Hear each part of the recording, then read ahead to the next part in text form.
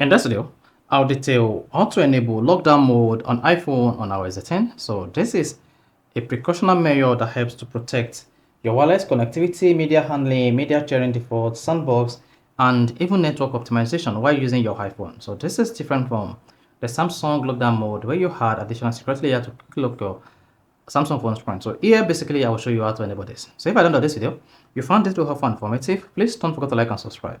And the first thing to do when you want to enable lockdown mode on iPhone on iOS 18 is go to your iPhone settings. On the settings page, just scroll down and click on privacy and security, select that. Now once you selected that, you want to scroll down to the bottom of the page, then choose security. Under security, select lockdown mode. Now once you selected that, you need to tap turn on lockdown mode to enable the lockdown mode feature on your iPhone on iOS 18. Then you see this pops.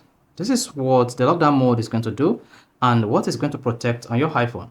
Then go ahead and scroll down and then tap lockdown mode, turn on lockdown mode. Then you see what that says to turn on lockdown mode, you need to restart your iPhone.